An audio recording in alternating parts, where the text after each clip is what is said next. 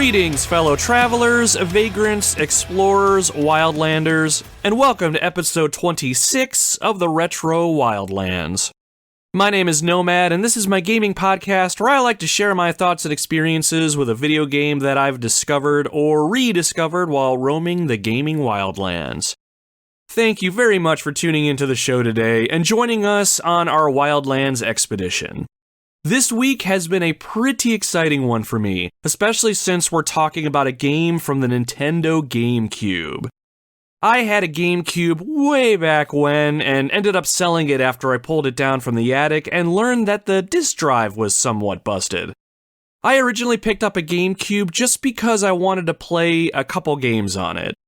I didn't really know or appreciate the vast library of games on the Cube at the time, and once I was nearing the end of high school, I started gravitating away from my PlayStation 2 as my main console over to the Xbox 360 where most of my friends were hanging out. So in the grand scheme of things, there was no room for the GameCube. However, just this week, I decided to change all that. I found a pre-owned black GameCube complete with licensed black controller and the Game Boy Player attachment that bolts to the bottom of the unit. This little puppy allows you to play Game Boy, Game Boy Color, and Game Boy Advance games straight from the cartridge. And I also have the disc that's needed to fire up that bad boy too, so everything is fully functional. I also picked up a middle-of-the-road HDMI output adapter, so everything altogether works fantastic, picture quality is great, and I am very eager to get back into the GameCube sphere.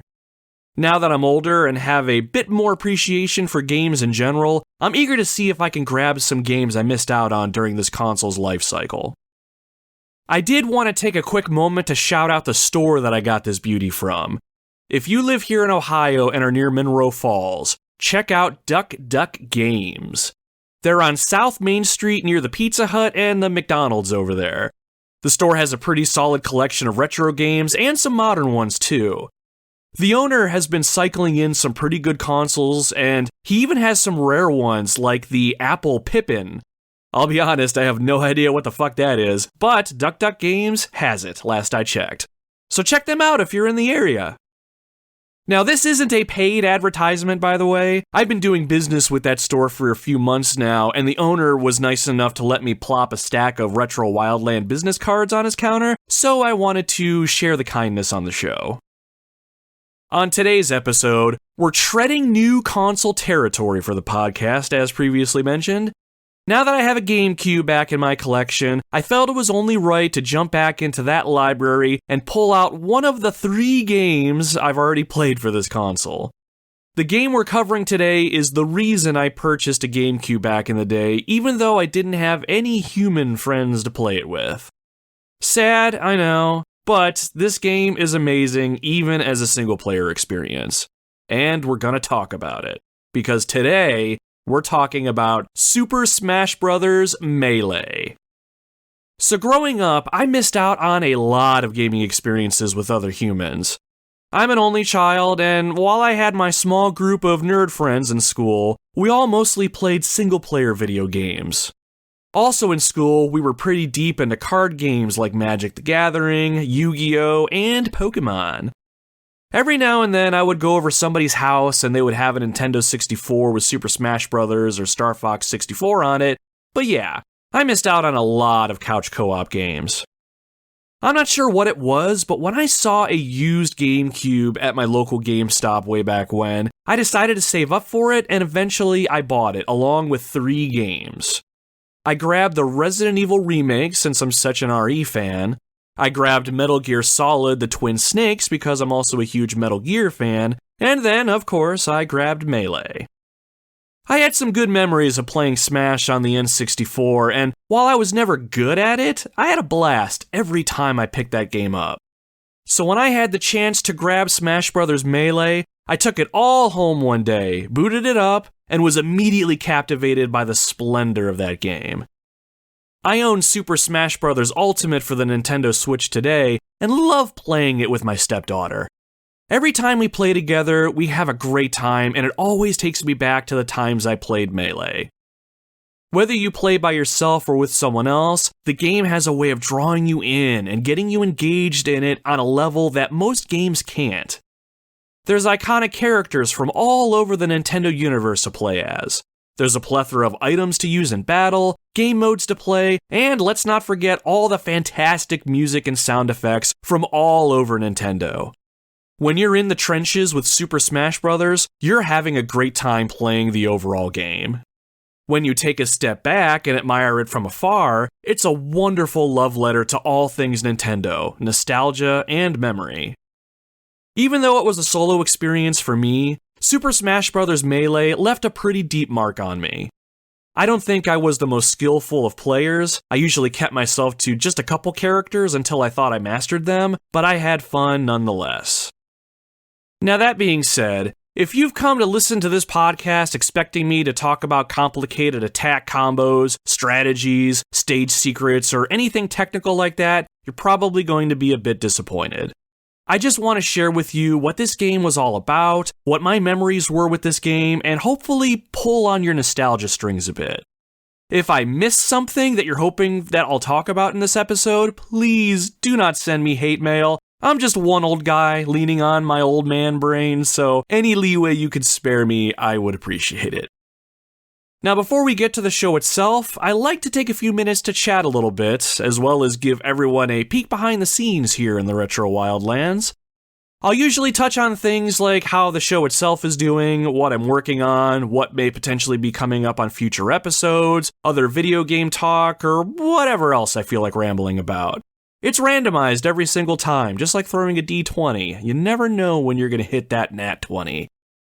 You are more than welcome to hang out, but if none of that sounds like anything you want to partake in, no worries, my friend. You can skip ahead about 5 to 7 minutes and you should get to the Super Smash Bros. Melee conversation. Just listen for some of that sweet, sweet music. Or you can check out the description of this episode and you should find timestamps so you can check out exactly where you need to go. Alright, so I've been teasing it for a little while on some past podcasts, but it is finally out. I was fortunate enough to appear as a guest on another podcast. The podcast is called The Waffling Taylors, and it's hosted by brothers Jay and Squidge. It's a fun and silly discussion about video games, both retro and modern. There's video game movie discussions, and pretty much anything related to games. They generally have guests on, and I was honored that they decided to reach out to me and have me on their latest episode. Their newest episode is called Requiem for a Jill's Sandwich, and was very Resident Evil centric, where they asked me some questions about the series in general, and pretty much hilarity just ensues. There's also a few random things thrown in for good measure too. All told, 46 different video games were either talked about or mentioned on that episode of their show. It was a fantastic time and I had a blast. I have always wanted to be a guest on somebody else's podcast, so now I can say that that has been accomplished. If the opportunity arises, I will absolutely be back on that show. Those gentlemen were wonderful to talk to and a pleasure to work with. So if you want to check me out in a more free-form fashion, if you like Resident Evil, or you're looking for another podcast to check out, give the Waffling Taylors a listen. I'll make it a point to put their information in this show's description if you want to check them out, but they are on a lot of the major podcast services out there. I personally listen to them on Spotify. So beyond that, I picked up a GameCube, like I said. More than anything, I'm pretty eager to get my hands on some games that I missed out on back in the day for that console. Not sure how much they will set me back in the grand scheme of things, but I'm still happy to have this gem in my collection. Ultimately, it was with the idea that I can open up a whole new set of games to cover on the show. If there's anything you think I should play or cover, please do not hesitate to let me know. This is a whole new world to discover for me, and I'm already ready to get lost in it. I do know that one day, somehow, I want to get a hold of Skies of Arcadia Legends. My parents used to own a Dreamcast, and I played the original over there, so I am very eager to get my hands on that one somehow. I'm sure it's pricey, but wait a minute. Oh. Found a listing on eBay for a complete in-box copy, and it's only going for $229 US, So yeah, I'm sure I'll pick that one right up. God damn it, video game collecting is getting out of hand. But hey, if there's anything else I can play on the GameCube that I should, please let me know. That also reminds me, I mentioned earlier on last week's episode, or maybe it was the week before, but I got a hold of the Simpsons game for the PlayStation 2. I've been wanting to play another Simpsons game with my stepdaughter and bring her back on the show for another interview, so we've been plugging away at this one. It is pretty clunky, and we are having an okay time with it, but I was fortunate enough to get a hold of The Simpsons Road Rage on the GameCube. If you've never played that one, it's pretty much like Crazy Taxi. If you've never played Crazy Taxi, it's a game where you drive around town at really high speeds and you're taking passengers places they want to go. It's very arcadey, and it's all about racking up a high score.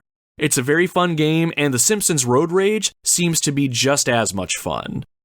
Over the weekend, I hooked it up for my kid and told her to figure out how to play it, teach me how it works, and see if she'd want to talk with me on the podcast about it. So we'll see, that one might be knocking the Simpsons game aside for the time being. I know we have at least one listener out there who's into The Simpsons, so rest assured, something is coming, eventually. Let's see, what else do we got here? Oh, The Last of Us TV series dropped on HBO Max this past Sunday, and I have to say, if you have not seen this yet, I really think you should. I wasn't sure if this show was going to be able to pull off the same magic as the video game, but after my wife and I watched the first episode this past weekend, I think there might actually be something special here. Leading up to the release, I was not at all confident. The producers of the show, or whoever was putting it out, were saying things like, "We instructed our actors to not play the video games," and things like that. I was afraid that the source material wouldn't be respected, and if the actors themselves weren't allowed to experience the very world they were trying to recreate, I was certain it was going to spell doom. But no! I think this series may actually be the real deal. Without giving anything away, I will say that the show is pretty damn faithful to the video game, while adding layers of story and character development on top of everything else that fit extremely well into the narrative. It doesn't feel like padding or any extra fluff, it just feels like it all belongs, and that is awesome. The cinematography is almost masterful in my opinion, and even though I already knew where the story was going for the most part, they did a fantastic job of retelling it in such a way that was fresh and respectful to the game. Even just the little touches they added that they didn't need to add, I had a smile on my face almost the entire time. They recreated the game's opening specifically flawlessly. All the original feelings that I had for the first time playing the original game came flooding back, and that is not an easy feat for any sort of media, I'm sure. So all that to say, I'm pretty impressed with how the show's going so far. If they keep this up, The Last of Us on HBO Max will be the absolute best video game adaptation of all time. I just hope and pray they do not fuck this up. So if you've seen the new Last of Us show, what are your thoughts? I'd be curious to hear what you think. If you want to reach out to me or interact with the show in any capacity, we do have a presence over on social media. You can find us over on Facebook, Twitter, or Instagram if you search at Retro Wildlands. I'm posting something pretty much every day, so feel free to throw us a follow and jump in on anything we've got going on over there. Probably the biggest benefit that you'll have is that I reveal what the next show is going to be on the weekends, and I put a call out for comments or questions to be read on the show during that time as well. So if you wanted to ask me a question, you had a comment about the game we're covering, or anything else really, you can do that on that particular post, and I'll read and respond to them on that next episode during the intro of the podcast.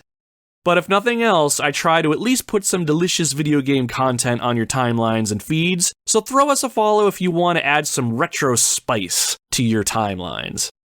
Oh, and one more quick plug, I am slowly uploading the podcast over on YouTube. At the time of this recording, episodes 1 through 4 are uploaded. It's a lot slower than I want it to be, but it's because I'm adding several hundred screenshots of my gameplay to the video that cycles through on a slideshow sort of format. I didn't want our videos just to be a still image of our logo. Those videos take a long time to render, but the bigger issue is that I didn't record very much gameplay of the games that I covered when we first started the podcast, so I've had to go back and replay some of those games so I can recapture a lot more game footage to turn into screenshots. That being said, it'll take some time for me to fully catch up, but I think the presentation will be well worth it. So if that interests you at all, subscribe to us on YouTube. More content will be on the way at some point over there, but as per typical me, can't exactly tell you when. Alright, I think that is all I have for this week that I want to spend time rambling about. It's time to get to the reason that you're all here. It's time to talk about Super Smash Bros. Melee. Released on December 3rd, 2001 in North America, Melee is the second installment in the Smash Bros. Franchise. Players take control of their favorite Nintendo characters such as Mario, Yoshi, Link, Kirby, and even Bowser, and do battle with each other across multiple stages that are designed around your favorite Nintendo franchises. But this is not your typical fighting game, my friends. Instead of trying to defeat your enemies outright, your objective is to knock them off the stage that you're fighting on. While each character has their own fighting style and moves to use, there are tons of ways to see yourself the victor. Maybe you hit your enemy with a well-timed smash attack, or perhaps you nail them with a special attack. Or what about the many items that can potentially litter the playfield? Things like the red shell from Super Mario Kart, a star rod from the land of Kirby, or even a Pokeball that contains a random Pokemon that could turn the tide of battle in your favor. The possibilities are nearly endless, especially when up to 4 players can take the field at once. And there's no risk of things getting stale, as there's multiple game modes to play through by yourself or with a friend. You can play through Adventure Mode, All-Star Mode, or check out the stadium where you can partake in the Home Run Contest, try your hand at breaking all the targets in Target Test, or battle an army in Multi-Man Melee. There quite literally is something for everybody. So enough with the babbling, it is time for battle. Nintendo's finest have assembled and they will not back down without a fight. So grab your controller, pick your favorite character, and get ready. Ladies and gentlemen, it is time to smash.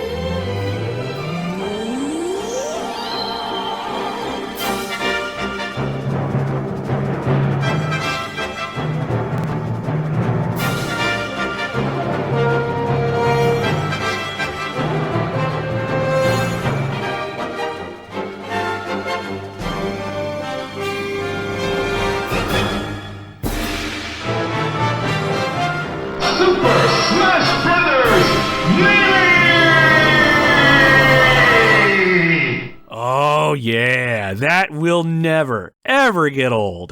It doesn't matter if that was your very first time listening to that opening movie or it was your 1000th time.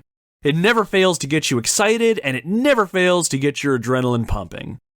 Or maybe it's just me, I don't know.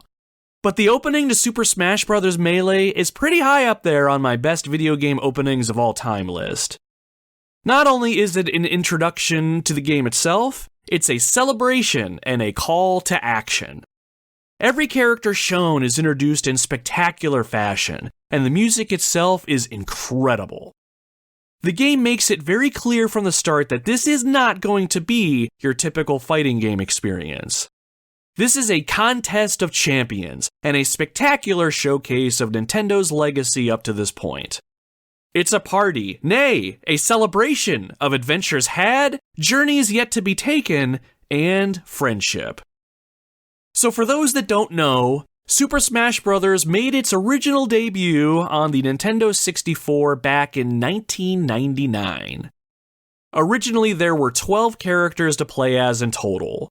8 characters unlocked from the start, and then 4 more that you can unlock as you progress. Those included the likes of Mario, Link, Pikachu, Donkey Kong, Kirby, and Samus. I personally missed out on the Nintendo 64, having never owned one when I was a kid, but every now and then I would be at a friend's house and they would be fortunate enough to have one.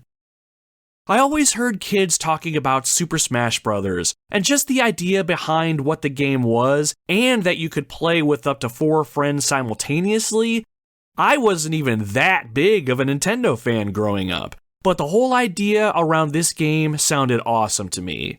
Plus, being an only child, I did not have anyone to play games with other than my stepdad every once in a while, so the idea of hanging out with my friends and playing a cool game with them sounded really cool to me.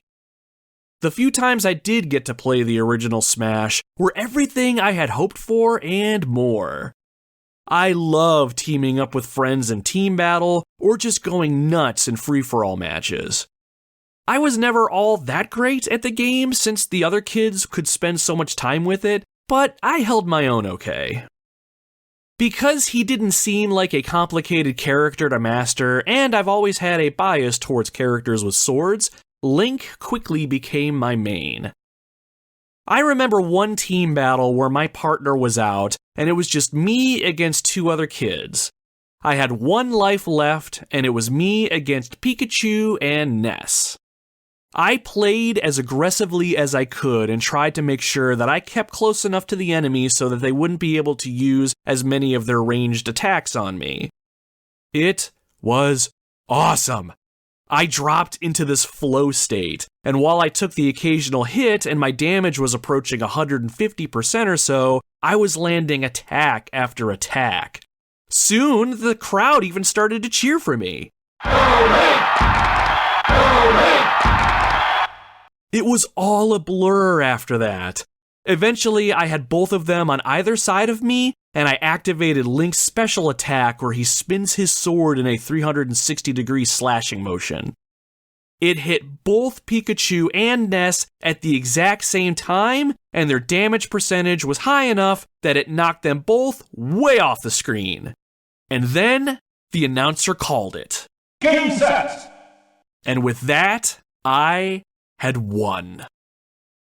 Those of us that have played any Smash Bros. Game up to this point probably have a story like that.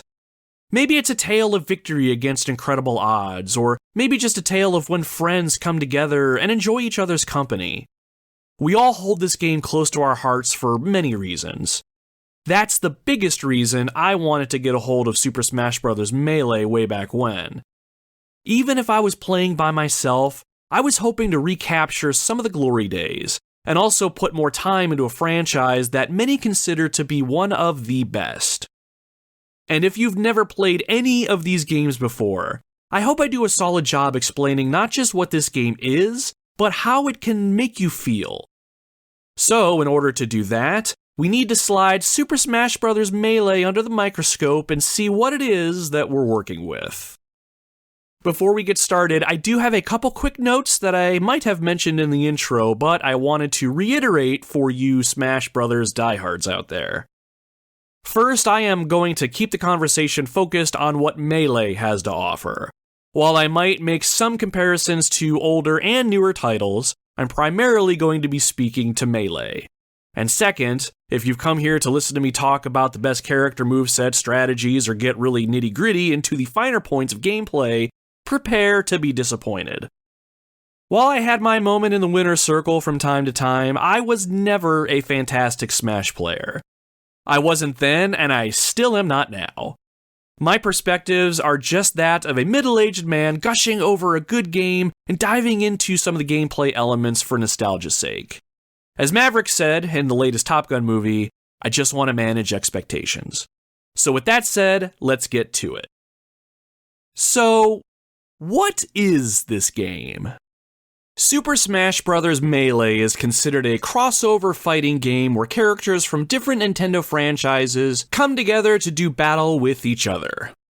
Melee is a game that can certainly be played alone against computer opponents, but where it really shines is playing with friends. Battles in Melee can have up to 4 characters at once, and since the GameCube has 4 controller ports built right into the front, it is pretty easy for everyone to join up for some local playtime, so long as everyone has a controller. At its very core, the concept of Super Smash Bros., regardless of which title you play, is a pretty simple one. In order to defeat your opponent, you just need to knock them off the stage that you're currently playing on. That's it. Smash is not like traditional fighting games where each player has a set amount of health and the loser is the player who loses all of their character's health. In Smash, when a character takes damage, it's measured by a percentage. Everyone starts at 0, and as damage is dealt out, that percentage goes up. As a character's damage percentage goes up, they become easier to knock around, thereby easier to knock off the stage. Easy as that. Deal damage to your enemy, increase their damage percentage, knock them off the stage, enjoy your triumph. It's such an easy concept to wrap your head around, but Smash isn't always that simple though. Characters have an assortment of moves that they can use, and characters are able to use some of those moves to try and get back onto the stage if they're flung off. It creates an incredible back and forth between players who are fighting for dominance and really gives Smash Bros. An arcade sort of feel to it. As far as any sort of story goes, well, Melee really doesn't have one. Fighting games in general usually have a very loose story or reason for everyone to get together and beat the shit out of each other, but Melee doesn't really have that.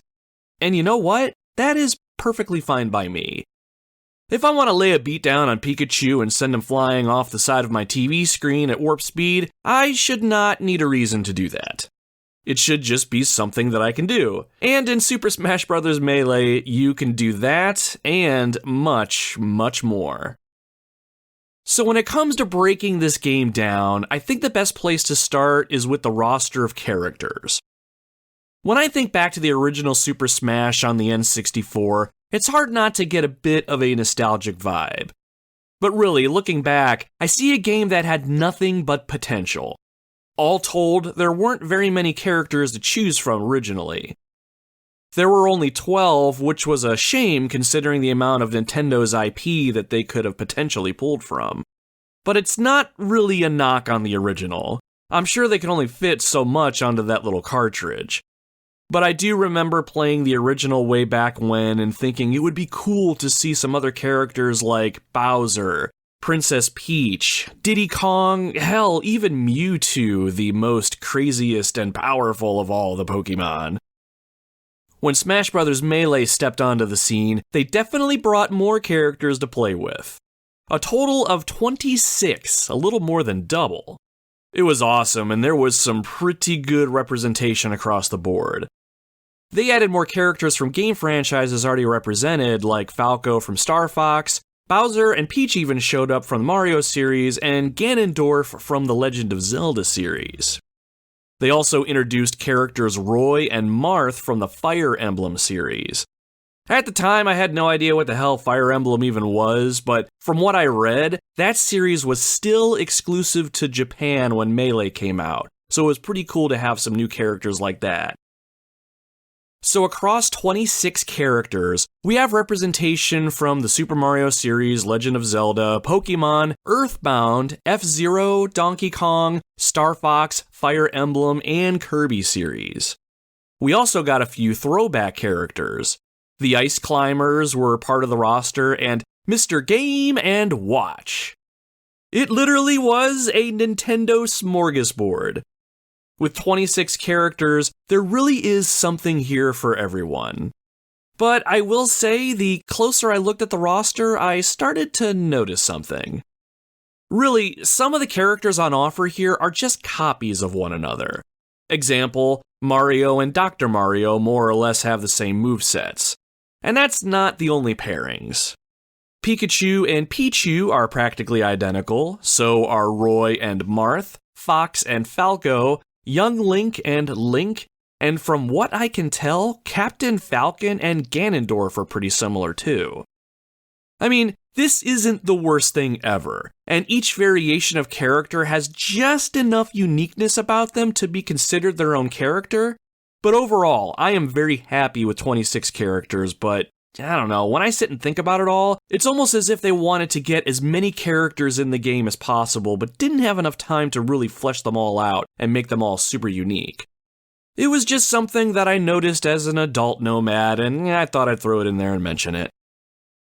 So with 26 characters to choose from, where do we go from here? While I always thought the hardest choice I had to make was which character to play as, really, it's what game mode you want to jump in. Smash Bros. Melee has a ton of things to do, but I think before we start our journey down that rabbit hole, I think we need to jump into just a regular battle and get a feel for how the game actually works. What do you think? So while there's a couple one-player game modes like Classic Mode, Adventure Mode, and All-Star, the Classic versus mode called Melee is where we'll start. So let's start there. Let's boot the game up and get some things rolling.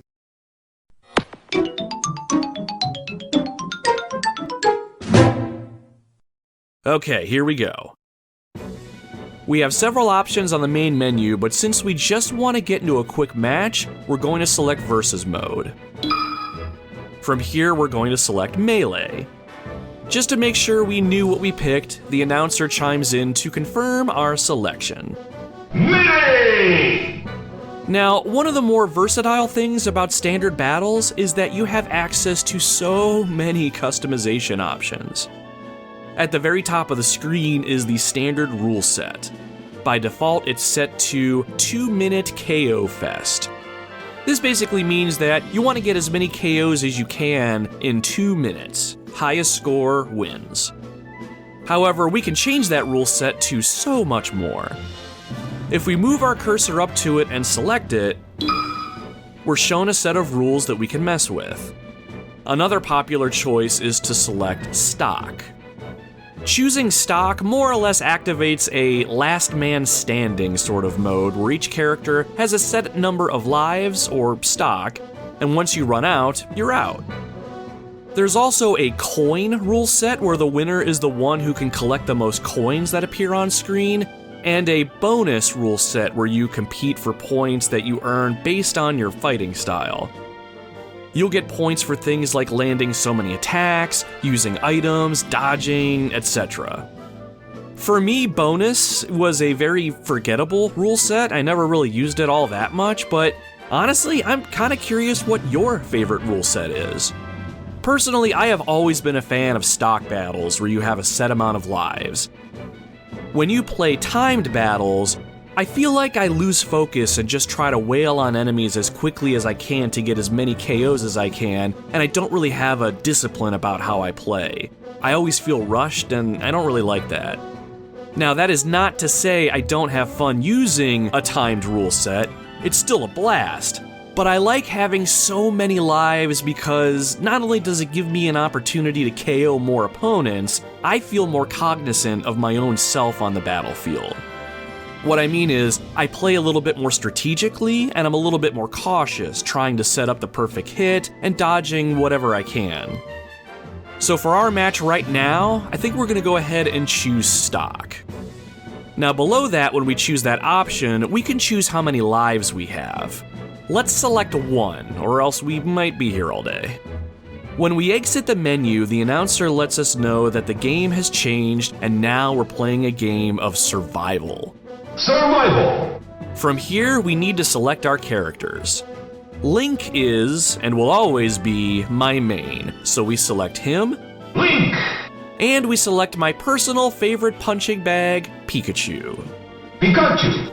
I don't know what it is, but beating on poor Pikachu just brings a joy to my heart that I just can't explain. He just sounds so cute, even when I'm beating him mercilessly. Does that make me a bad person? Don't answer that. Anyway, when we're done here, we have one last choice to make. We have to decide what stage to play on. While the original Smash Bros. Had only 9 stages, Melee contains 29. Not all of them are open all at once, and you'll have to earn some of them as you go, but that's pretty impressive. Each stage is modeled after a specific game in the Nintendo universe. Princess Peach's castle is here, Bryn Star from Metroid, Jungle Japes from Donkey Kong, and more. My personal favorite stage has always been the Hyrule Temple from The Legend of Zelda. It's a fairly big stage overall, but it has several planes that you can fight on. Some are kind of up high, some are in the middle of the screen, and there's others that are towards the bottom of the screen. Because this stage is so vast, it never really got old to me. Plus, I instantly fell in love with the music that plays in this stage. It's a remixed version of the temple theme from Zelda 2: The Adventure of Link on the NES. You know, that one game in the Zelda series that nobody likes? Yeah, well, I kinda like it, but that's something we'll get into on another episode of the show. Anyway, we select the temple and we get ready to fight. Ready, go! When the battle begins, Link and Pikachu are at opposite ends of the stage. At the bottom of the screen, we can see Link and Pikachu's damage percentages. They start at 0%, but that is going to change quickly. Alright, so a quick run through of our moves to get you acquainted or shake off some of the cobwebs if you're a Smash veteran. All characters move left to right when you press the control stick on your controller in that direction. Each character moves at their own speed, so some are faster than others. Pikachu should have the speed advantage here if I remember correctly, and I think Link's a little on the slower side because he's hauling around his sword and shield. If you press lightly on the control stick in one direction, you can actually make your character walk instead of run. Because I am not, at all, an expert Smash player, I don't know if this is a skill I should be using more often, but I would rarely have a reason to walk during battle. But the option is there. All characters have the ability to jump as well. Some characters jump higher than others overall, and your basic jump does have 2 different heights. Tap the jump button to jump just a little ways, hold it to jump as high as you can, or at least as high as your character will go. You can also do a double jump as well. This means that when you're in the air, hitting the jump button again will propel you up even further. This is something you're going to get a ton of use out of, so definitely keep this in mind. Once you do a double jump, you won't be able to double jump again until you've either hit the ground or you grab onto a ledge. If I remember right, some characters can actually double jump multiple times without hitting the ground, like Kirby for instance, although his jump height is pretty limited to kind of compensate for that. Okay, I'm getting pretty irritated with Pikachu's dumb little Pokemon face, so I say we head on over there and rearrange it a little bit. As far as attacking goes, while all characters have their own unique movesets, performing the attacks are pretty universal across everyone. For starters, when you're on the ground, tapping the A button will be a quick jab-like attack. For Link, this is a quick sword slash. For Pikachu, it is a headbutt that is stupidly fast. Double tapping the control stick will have your character dash, and while you're dashing, pressing the attack button will see your character do a dash attack.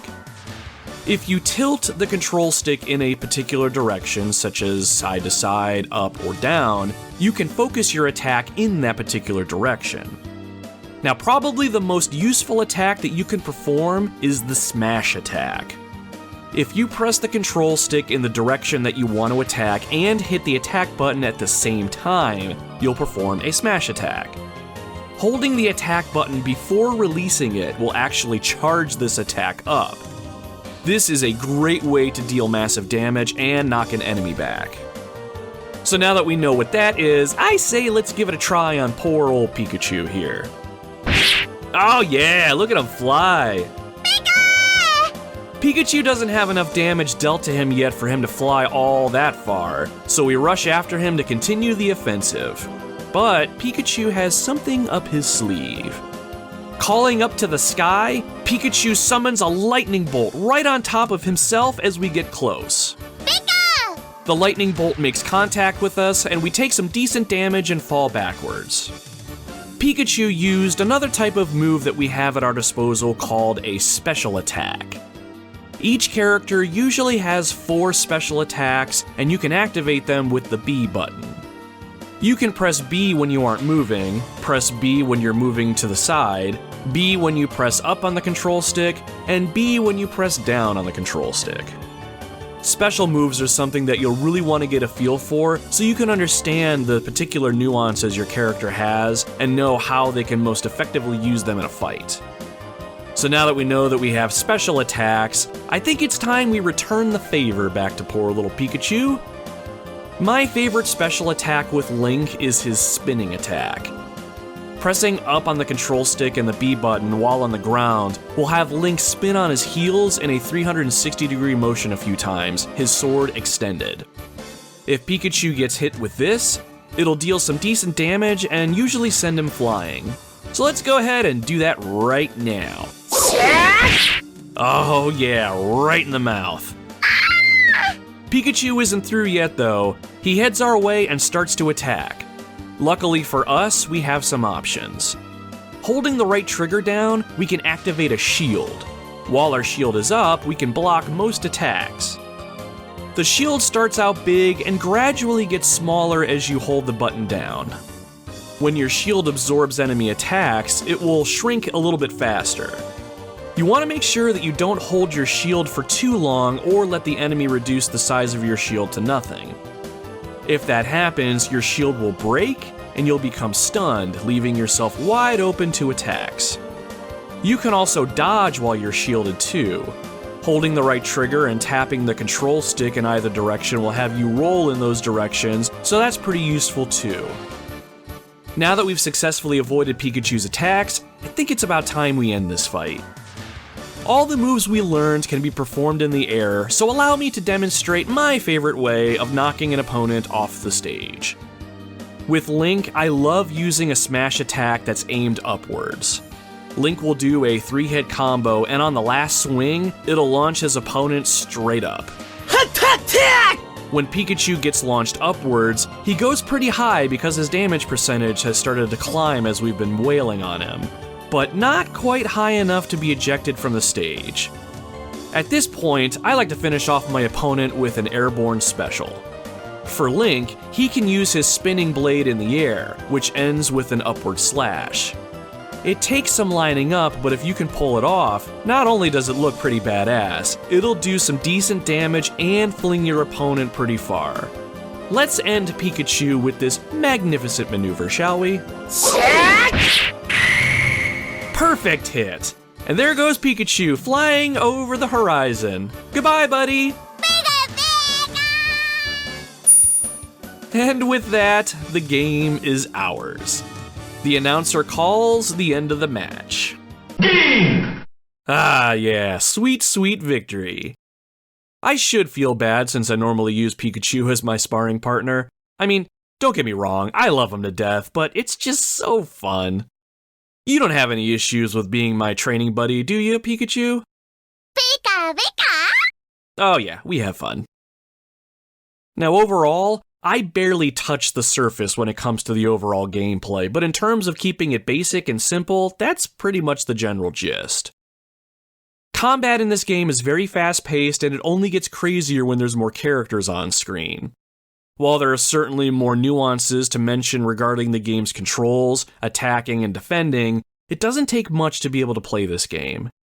Really, the hard part is finding a character with a moveset that you like, and then putting in the time with that character to get good at them.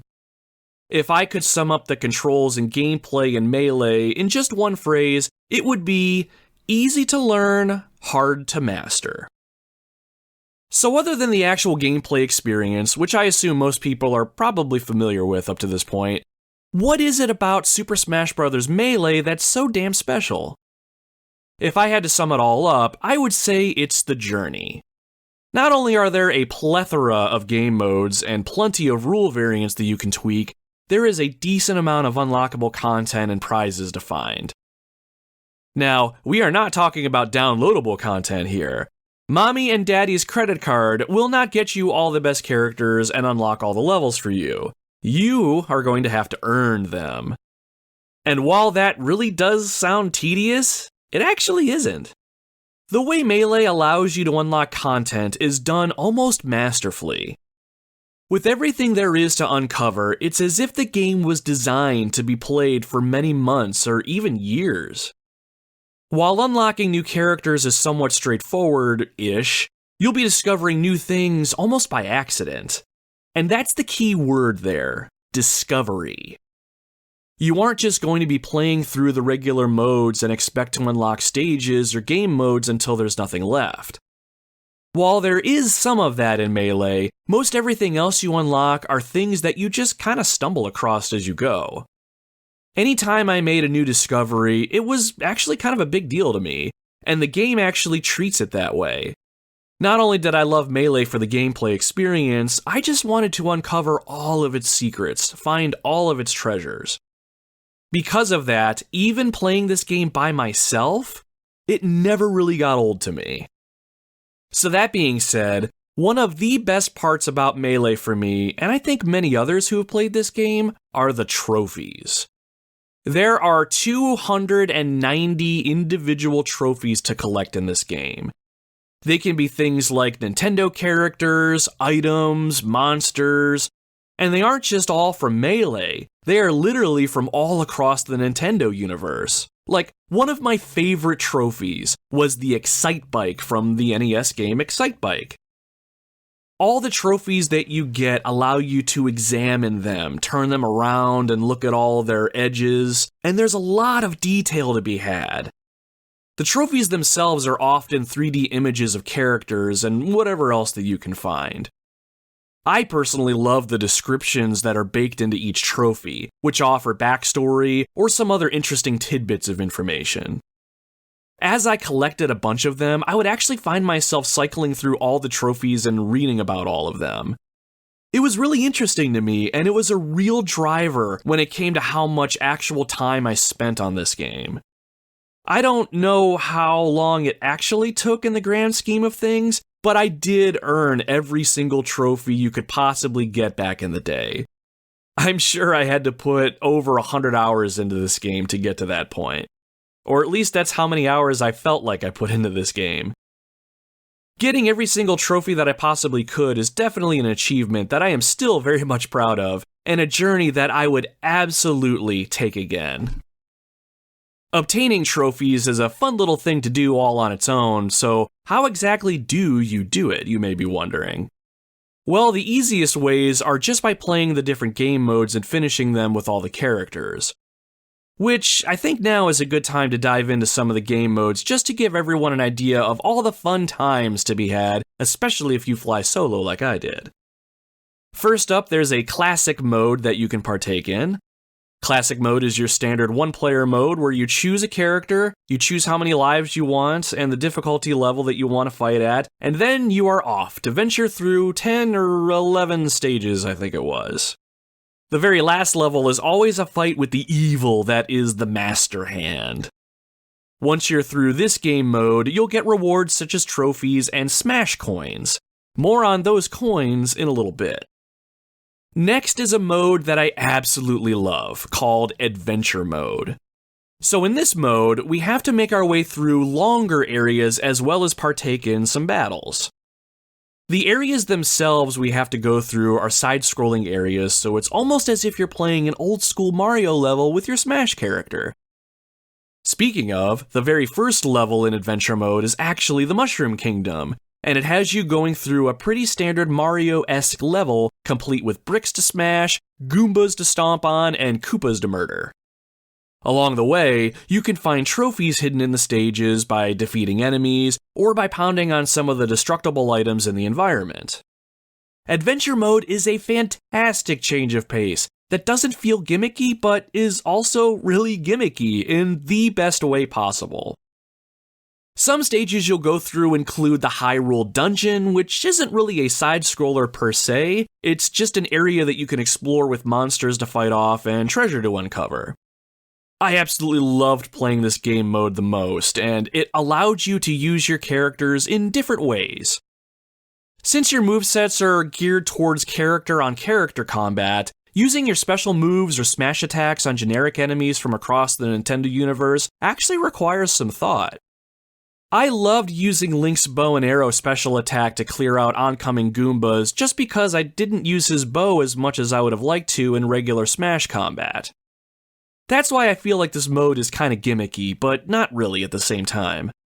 It forced me to play a completely different way and rethink how I use a character I already thought I had mastered. Plus, finding trophies in this mode just feels a little bit more rewarding to me, but that might just be me. Another game mode that I always had a fun time with was the multi-man melee mode.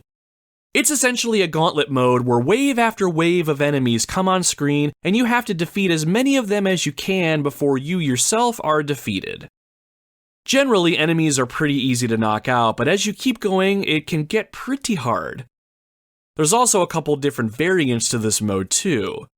10-man melee, 100-man melee, 10-minute mode, even an endless one that only stops when you perish. And then they also have a cruel mode, which is, pretty cruel, actually. All in all, multi-man melee is another great way to play, and another great way to earn yourself some Smash coins. Ooh, and I should probably mention the home run contest. In this little mode, you're trying to hit a sandbag as far as you can. When the game starts, you have about 10 seconds to do as much damage to the bag as possible, and right at the end of your time, you want to pick up the home run bat item, perform a smash attack with it, and launch the sandbag as far as you possibly can. It sounds really simple, and it kinda is, but where I always got the most enjoyment out of this mode was trying to find ways to damage the sandbag more and more each time by experimenting with different moves and combos with a variety of characters. If you were able to get the sandbag's damage count high enough, I found I was able to actually hit the sandbag pretty damn hard without having to use the bat. Captain Falcon is a great example of this. Most Smash Bros. Veterans know about his Falcon Punch ability. It is pretty iconic after all. Racking up enough damage and then hitting the sandbag with the Falcon Punch sends it flying pretty damn far. Speaking of the Falcon Punch, how does that go again, Captain? Falcon Punch! Yeah, that's the stuff. And I'm pretty sure you can get some more Smash coins in this game mode too. The last game mode I wanted to highlight was the Event Match mode. This mode really tested your skills in Melee. While there are only 10 open to start, each event match is sorta like a mini-mission that you have to complete under certain circumstances. Some events allow you to choose whatever character you want, while others restrict you to a specific one. For instance, the first event, called Trouble King, has you playing with Mario and you only have 2 lives. You just need to defeat Bowser. Simple. But then there's an event called Pokemon Battle. You choose whoever you want to play as, and you're going against Pikachu, my favorite little punching bag. All you have to do is defeat him, but here's the kicker. Pikachu will only take damage by being hit with Pokemon that you have to unleash using the Pokeball items that appear on the stage. It's like you're fighting Pikachu, but with actual Pokemon. I thought it was pretty unique, all things considered. Oh, here's another one. An event called Seconds, anyone? This one has you choose your character, and then you're put up against Captain Falcon. You each have 1 life, and you both start with 100% damage. To succeed at this event, you have to beat Falcon in 7 seconds or less. I really enjoyed working my way through all of these different matches and missions, and some of them were just downright hard. It was very rewarding seeing myself win them all one at a time, and if you are able to complete them all, you unlock a new stage that you can play in. Along the way, some events will grant you trophies, and you should also be banking some Smash coins as well. Oh, I lied. I have a few more honorable mentions to bring up now that I think about it. Within the special melee option under the versus mode menu, there's a couple pretty unique modes to play against the computer or play against your friends. There's stamina mode, where your damage percentage is replaced with actual hit points, so all you have to do is beat your opponent enough, and when they run out of HP, they're knocked out. There's super sudden death, where everyone begins with 300% damage, and all you have to do is blow on your opponent to send them flying. Giant and tiny melee, where characters are huge or small respectively. Invisible melee, which is as awful as it sounds. Lightning melee, where everything is stupid fast, and slow-mo melee, where everything is stupid slow. There is just so much content here. How I ended up 100% unlocking everything in this game when I was younger is beyond me. I probably could have used that time to finish college at that rate. So, those are the majority of the game modes, at least the ones that are my favorites. As you play through them all, and even if you play regular battles against the computer and with your real-life buddies, you'll start to acquire more and more coins. So what do you do with all of them? Simple. You spend them. There is a lottery option on the main menu which will take you to a machine that has trophies inside of it. If you put a coin in and pull the handle, you'll be rewarded with a trophy. Simple as that. Where it gets fun, though, is that there are some trophies that are only attainable using this machine. As you get trophies this way, the odds of you getting anything new actually start to decrease, and you can see that percentage displayed up on the screen. You can add more coins to the machine before you pull the lever, and this will increase your odds of getting something new, but this can start to get pretty expensive. Or you could just take a chance on lower percentages and just see what happens. It's kind of a dumb little thing in all honesty. I never really liked having unlockables that were left to chance, but for some reason it just seems to feel right at home here in Melee. If I put a coin in the machine and didn't get anything, I didn't really mind it all that much. And if I ran out of coins, I would just go back and play the game again. Since the game was so much fun, I never had an issue with it. Now that I think about it, whenever I was done with a play session, and I hope I'm not the only one here, I would actually go and just look at all my trophies. I remember a view where you could see them all splayed out on a table, and you could just look at them all. I had a sense of growing pride anytime I saw that pile grow, and I loved flipping through all of the trophies individually to read all their descriptions and just learn a little something new about Nintendo, its characters, or just get a little bit of history. It actually sort of became a little bit of a tradition for me. 9 times out of 10, when I went to go end my gaming session for the night, I would thumb through my trophies. And it mostly just worked because at the time I was living alone in a trailer and didn't have a way to watch TV or anything at that point, so yeah, that was my entertainment. Woohoo! One of the last points that I want to make regarding Melee is about the overall presentation. I usually talk about presentation first, but it kind of made sense to leave it for last. Visually speaking, the game looked gorgeous way back when, and it still looks gorgeous today. All the stages you play through are colorful and vibrant. Character models look great, even if they do look like they're just slight improvements over old N64 models. But beyond that, item effects, lighting, the whole 9 yards, it all looks fantastic. Melee is a visual feast for the eyes, and now that I think about it, I don't think I ever dealt with any sort of slowdown, even with multiple opponents, items, and effects on screen. Oh, and let us not forget the fantastic music, too. In the grand scheme of things, it is not at all uncommon to have music that we grew up with be remixed into something different, but there was something about the music in Super Smash Bros. Melee. You'll find your typical remixes like the Super Mario Bros. Theme, and even some orchestral tunes as well. I would go so far as to say the soundtrack for Melee is better than the rest of the Super Smash Bros. Games. I'll occasionally pull up some of the tunes online and add them to my video game music rotation to jam out while I'm working. Everything about the presentation just screams polish, care, and fan service. And I mean that in the best possible way. So when I take a step back and really look at Super Smash Bros. Melee, it is hard for me to find something that I don't like about it. I know there's plenty of people out there that are much more skilled at this game than I am, and I'm sure there's probably still competitions being held with this game, but at its core, Melee is just a fun game, through and through. Hell, the whole series is fantastic. While I dabbled with the OG a bit when I was a kid and completely missed Brawl on the Wii, I put a ton of time into Melee, Smash Bros. For my 3DS, and Smash Bros. Ultimate. And when I look at all the entries after Melee, I can see Melee in all of them.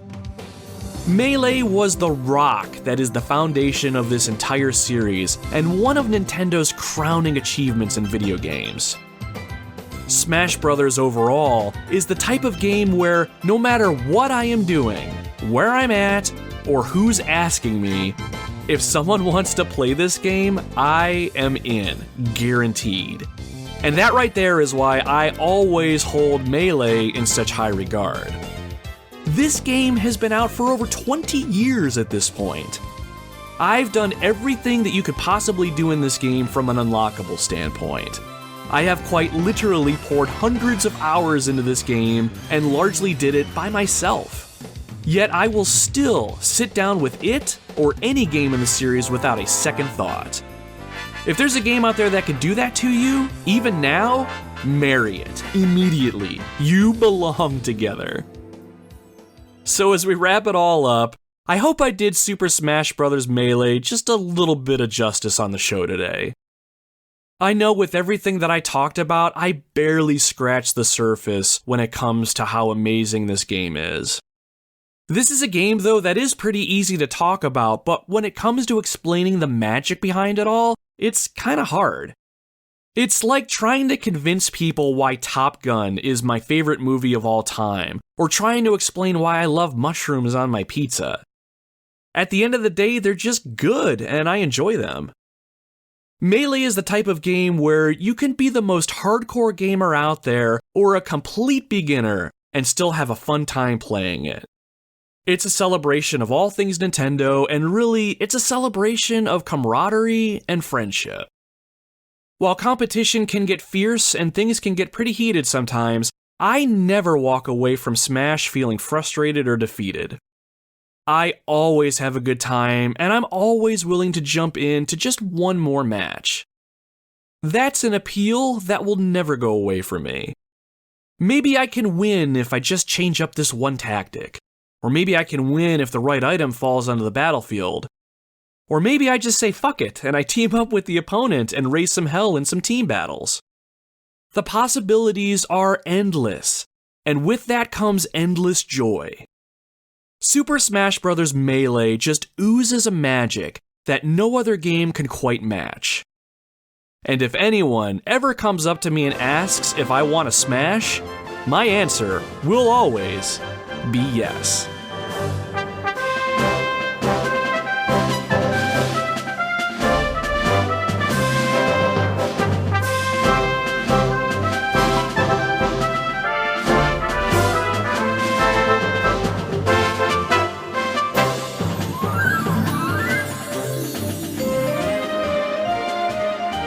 And with that, our time together has come to an end. This has been episode 26 of the Retro Wildlands, Super Smash Bros. Melee for the Nintendo GameCube. Thank you again for hanging out with us on our Wildlands expedition today, friend. I really enjoyed having you with us.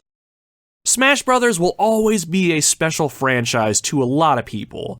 It's a game series that has created a lot of memories and perfectly captures that just one more game feeling. While Super Smash Bros. Is certainly geared towards playing with friends, it's absolutely a fun time even if you're playing by yourself. You don't even have to be a huge fan of all the game franchises represented to get your enjoyment here. That is the beauty of this game and why I think Super Smash Bros. Will be around for a very, very long time to come. If you like the show and want to show it and myself some support, please consider subscribing to the show on your preferred podcasting platform and leaving us a good review. Good reviews will help the podcast pop up more often in searches and just increases our overall visibility, so if you have a minute of your time, I would really appreciate it. If your platform does not allow for reviews, follows or subscriptions on your platform can certainly help as well. Plus, you'll be the first to know when I drop new episodes. Beyond all this, the best way that you can help support the podcast is to tell your family and friends about it. Better yet, if you have someone prepare your taxes, you can let them know about the show too. Tax season is upon us here in the United States, and nothing makes me say, let's just get this over with, quite like doing taxes and number crunching. So if you have someone you work with during these dark times, let them know about the podcast. Listening to the show might dull the pain of having to scroll through tax form after tax form and make working with your tax person that much more tolerable. Or it could potentially make it much worse if you have to listen to me while you're doing it, so it's a choice I leave up to you, my friend. And don't forget, you can check us out on social media if you want to follow or interact with the show at all. You can find us over on Facebook, Instagram, Twitter, and YouTube by searching at Retro Wildlands. If you follow us on social, I will try and follow you back. It's the best way to get a hold of me directly, so if you wanted to give me some more direct feedback about the show, message me, chit-chat, whatever you want, that is where you can do it. I do my absolute best to respond to all messages and comments on posts, so feel free to stop by and say hello. So what's coming up next week? Now that exploring the GameCube's library is on the table here in the Retro Wildlands, I've been looking to see what else I could potentially get my hands on. My stepdaughter and I are actively working on trying to get a Simpsons game back on the show, so that'll be happening in the future. I've also been looking to cover Parasite Eve 2 on the PlayStation. The first Parasite Eve was our very second episode, and I do want to cover the sequel at some point. I have a week-long trip for work coming up in February, and I already have a lot of what I need for a show already in the bank, so that episode may be the one I drop while I'm away doing adult work things. Super Smash TV is also on my radar. I just need to sit down with that one and start exploring it a bit. So needless to say, next week is still very much up in the air, but if you follow us over on social media, you'll find out this weekend what I eventually settle on. Or you can wait until next week and be completely surprised. That is the beauty and the wonder of the Wildlands, my friends. Once we set off, even if we have a destination in mind, we never really know what we'll come across. Whatever that may be, I hope you decide to join us again on our expedition. You will always have a place here. Until then, my friends, my name is Nomad, and you can find me roaming the Retro Wildlands.